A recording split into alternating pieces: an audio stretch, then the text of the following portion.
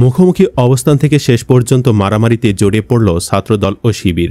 একসময় কাঁধে কাঁধ মিলিয়ে চলা ছাত্র সংগঠন দুটির পথ আগে আলাদা হয়ে গেছে।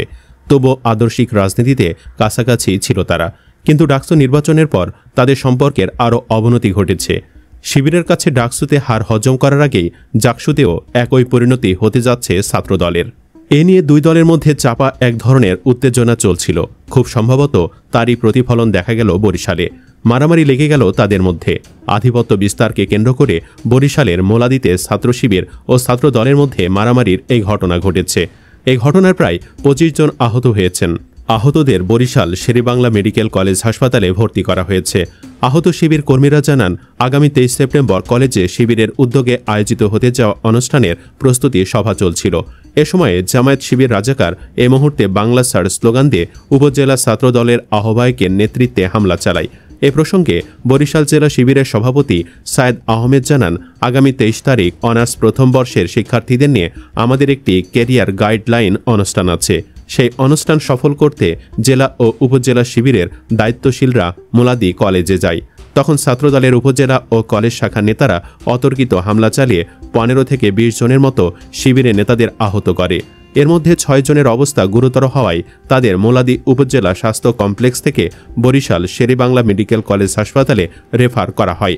এ ঘটনায় আইনগত ব্যবস্থা নেওয়ার কথাও জানান তারা। তবে অভিযোগ অস্বীকার করে অভিযুক্ত মোলাদি উপজেলা ছাত্রদলের আহ্বায়ক মহিউদ্দিন ঢালি বলেন, ডাকসু নির্বাচনের পর থেকে পুরো কলেজ নিয়ন্ত্রণে নেবার চেষ্টা করে শিবির। এক পর্যায়ে শিবির তারেক রহমানকে নিয়ে কটূক্তি করলে সেটার প্রতিবাদ করে ছাত্রদলের কলেজ শাখার সভাপতি। পরে তাকে শিবিরের নেতাকর্মীরা কলেজ থেকে বের করে দেয়। খবর পেয়ে ঘটনাস্থলে গেলে শিবির আমাদের ওপর হামলা করে। এই ঘটনায় ছাত্রদলের 7 থেকে 8 জন নেতাকর্মী হাসপাতালে ভর্তি আছে। শিবিরে বর্তমান যারা নেতৃত্ব দিচ্ছে তারা ছাত্রলীগ করত আগে। যখন হট্টগোল শুরু হয় আমরা পরিস্থিতি নিয়ন্ত্রণের চেষ্টা করি। শিবির নেতার মতো তিনিও এ ঘটনায় বিচারের দাবি জানিয়েছেন।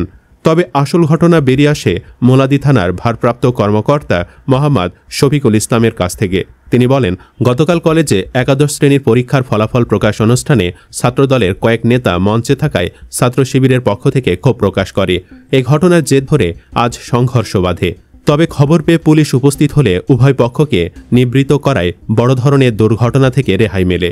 যদিও শুধু বরিশালে নয়, ছাত্রদল ও শিবিরের মধ্যে মারামারির ঘটনা ঘটেছে চট্টগ্রামেও। বৃহত্তর চট্টগ্রামের আনোয়ারা উপজেলা ছাত্র শিবিরের সভাপতি আলী হোসেন ও আনোয়ারা সরকারি কলেজ শাখা ছাত্র শিবিরের সভাপতি মোহাম্মদ মিশকাতুল ইসলামের ওপর হামলার অভিযোগ উঠেছে কলেজ ছাত্র দলের নেতা কর্মীদের বিরুদ্ধে। উপজেলার জয়কালীবাজার এলাকায় এ ঘটনা ঘটেছে। জানা যায়, আজ দুপুরে ছাত্র শিবিরের এই দুই নেতাকে সদর এলাকায় পথ আটকে আনোয়ারা কলেজ শাখা ছাত্রদলের সভাপতি বোরহানউদ্দিন ও ছাত্রদল নেতা জুয়েল ডেকেছে বলে যেতে বলেন কয়েকজন যুবক। এ সময় কথা কাটাকাটির এক পর্যায়ে মারধর করে টেনে হিস্টে আনোয়ারা কলেজ ক্যাম্পাসে নিয়ে যান। পরে স্থানীয় বাসিন্দারা এগিয়ে এলে হত্যার হুমকি দিয়ে পালিয়ে যান। ডাকসুর পর যেভাবে আক্রমণাত্মক হয়ে উঠেছে ছাত্রদল, তাতে সামনের দিনগুলোতে এই ধরনের ঘটনা আরও ঘটতে পারে বলে আশঙ্কা করছে রাজনৈতিক বিশ্লেষকেরা।